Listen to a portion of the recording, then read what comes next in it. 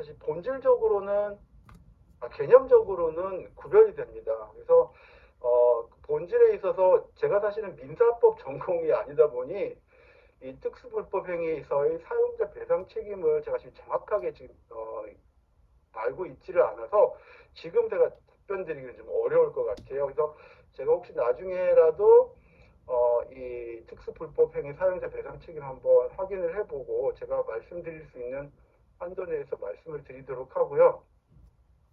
지금으로서는 제가 즉답을 하는 것이 조금 어려울 것 같아요. 예.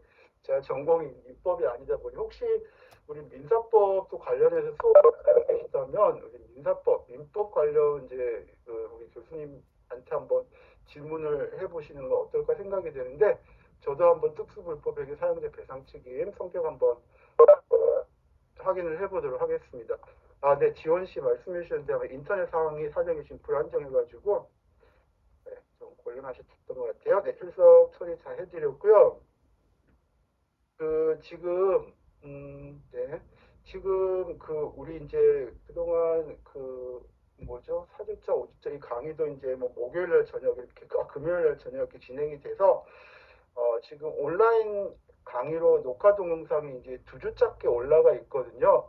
근데 이제 우리 수업 들으시는 분들 가운데 조금 더 좀 시청을 할 수 있었으면 좋겠다라고 하는 분들이 몇 분 계셔서 제가 일단 온라인 강의 여러분들 한번 보시면 될 텐데 2주차 올려드린 거 요게 이제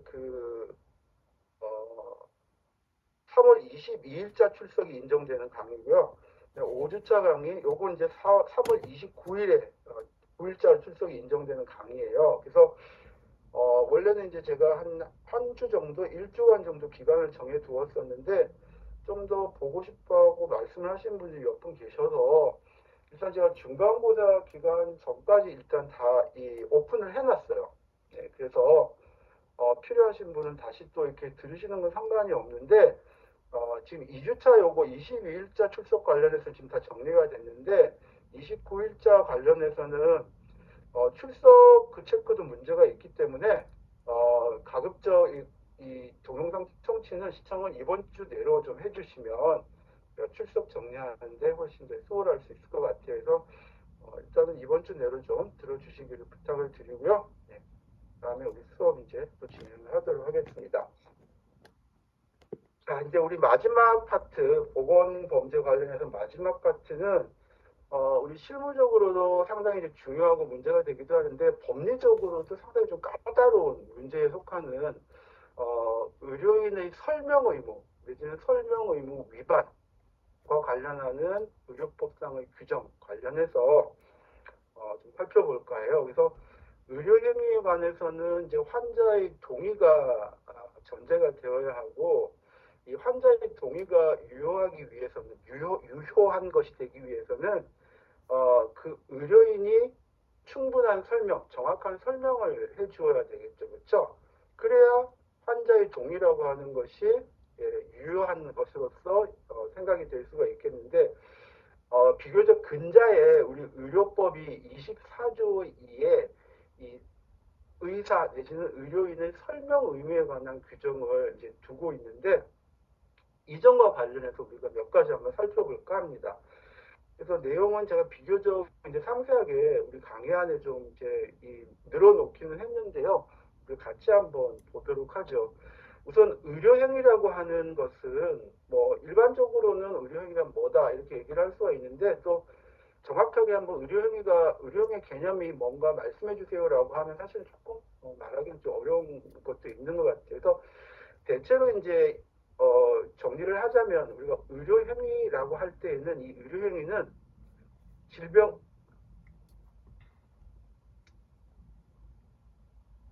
엊그저께 무슨 영화 제목이 뭐였더라? 영화 제목이 잘 기억이 안 나는데 업그레이드라는 영화가 있더라고요. 뭐 극장에서 본 건 아니고 TV에서 하는 영화였는데 이게 뭐냐면은 어떤 이런 칩 같은 칩을 사람 몸에다가 이렇게 장착을 하니까 그 사람의 어떤 생각과 육체를 모두 다 이렇게 움직여주는 그런 거예요.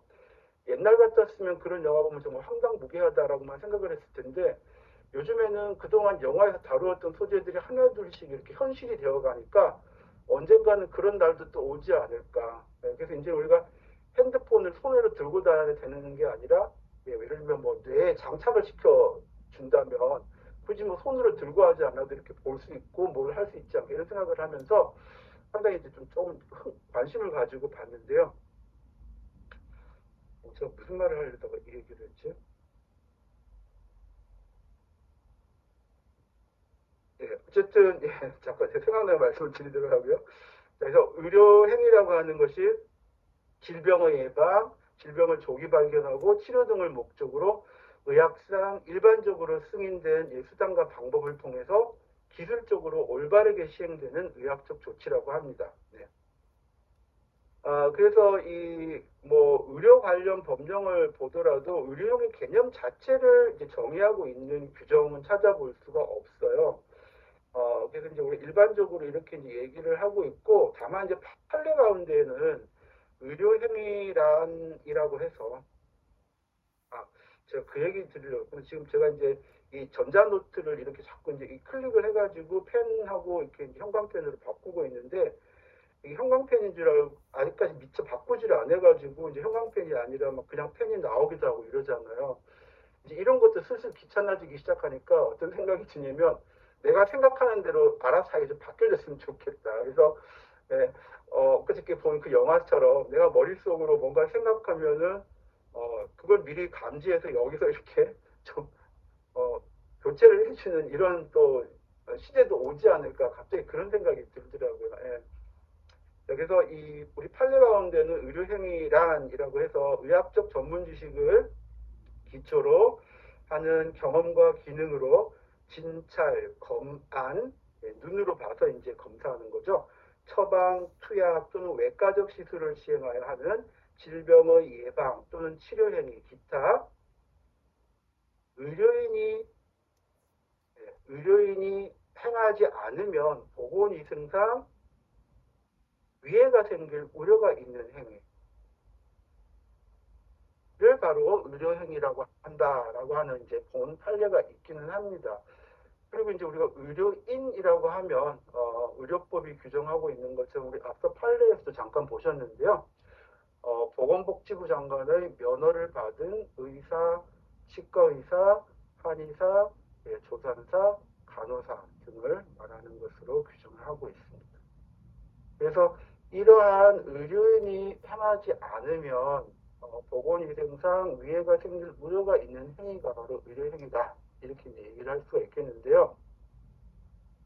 이와 같은 의료행위, 그 개념에서 보실 수 있는 것처럼 어쨌거나 환자의 신체나 정신에 모종의 영향을 미치거나 변화를 초래하는 경우가 많고요.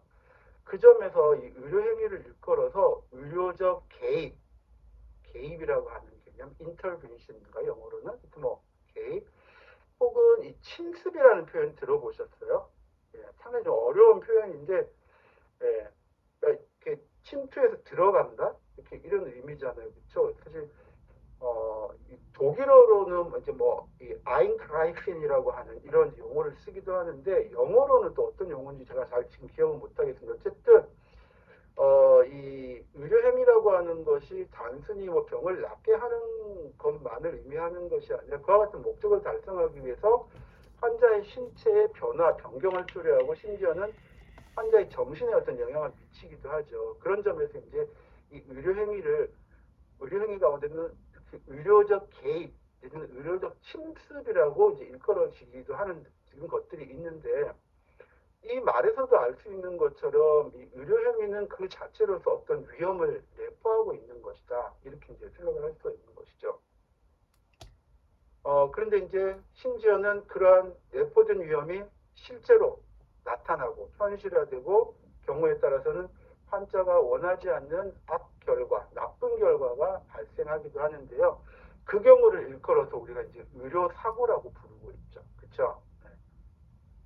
우리 의료사고 피해 구제 및 의료분쟁 조정 등에 관한 법률 규정을 보면 의료사고를 이렇게 정의하고 있습니다. 보건의료인이 환자에 대하여 실시하는 진단검사 치료, 의약품의 처방 및 조제 등의 행위로 인해서 사람의 생명, 신체 및 재산에 대하여 피해가 발생한 경우를 말한다라고 하고 있습니다. 그런데 이 의료사고라고 하는 것은 뭐 우리도 익히 알고 있는 것처럼 아무리 숙련된 의료인의 의료행위라고 하더라도 의료행위 자체가 상당한 위험을 내포하고 있는 것이기 때문에 그러한 위험이 현실화되는 것은 뭐 의료인이 숙련된 전문의가 의료행위를 하는 경우에도 여전히 그 가능성은 존재하는 것이죠. 그래서 이 의료행위는 바로 그와 같은 의미에서의 불확실성을 특징으로 하는 것이라고 말하기도 합니다. 의료사고에서 보통 이제 우리가 의료인의 과실이 있다라고 이제 인정을 하려면 크게 두 가지의 점을 거론을 하는데요. 우선 하나는 의료사고다라고 말하기 위해서는 보통 두 가지의 점을 얘기를 하는데요.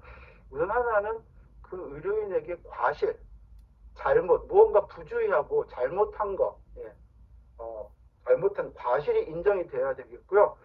다른 하나는 그러한 과실하고 실제로 현실화된 나쁜 결과, 예를 들면 상해라든지 환자의 사망이라는 이 결과, 의료과실과 그러한 결과 사이의 인과관계가 인정이 돼야 됩니다. 의료인의 과실이 일단 전제가 돼야 되겠고, 그러한 과실과 악결과 사이의 인과관계. 그래서 이 두 가지가 갖추어지면 보통 우리 재판에서는 그 의료인에게 혹은 의사에게 업무상 과실치상 혹은 업무상 과실치사죄가 이제 인정이 될 수가 있게 되는 것이죠. 그런데 이제 우리가 설사 이 환자가 뭐 의료사고로 인해서 사망하거나 상해에 이르지 않는 경우라고 하더라도 의료행위 가운데에서 특히 이제 수술, 아마 여러분들 가운데는 크고 작은 수술을 경험해 보신 분들도 적지 않으시리라고 생각이 되는데요. 이 수술과 같은 이 외과적 침습은 수술이 행해지는 그 시점에서 보면은 적어도 신체에 상처를 입히거나 인체의 항상성을 저해하는 것이라고 볼 여지가 있잖아요. 그렇죠?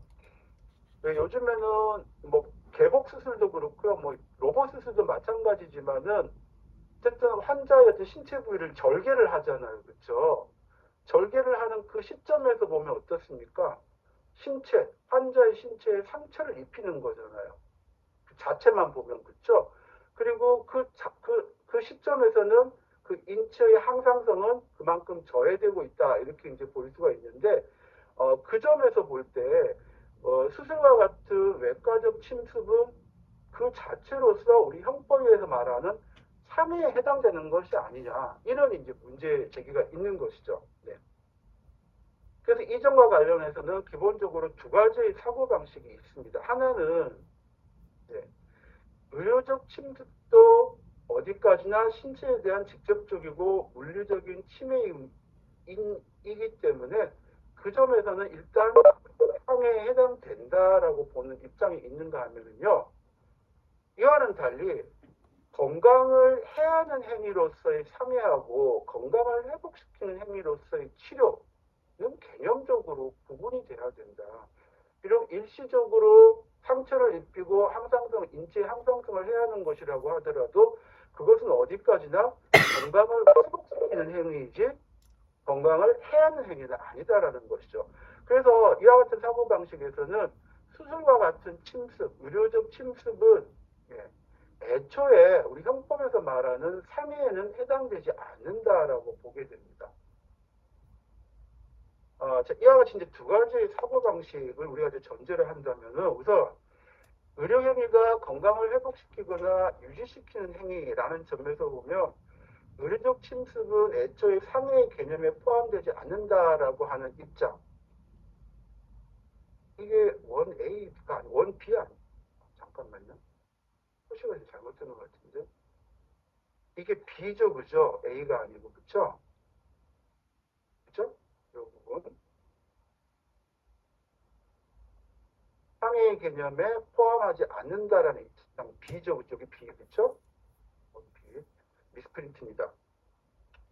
자, 뭐 B, A의 차이보다는 그 내용이 중요하긴 합니다만 어쨌든 지금 앞서 말하는 원 B의 입장은 결국 의료적 침습이 신체를 침해하거나 건강을 해하는 행위가 아니기 때문에 애초에 수술과 같은 의료행위는 상해죄의 구속 요건을 애초에 충족하지 않는다. 이렇게 이제 보는 것이죠. 보게 되는 것이죠. 이해되시나요? 네, 끄덕끄덕. 네, 감사합니다.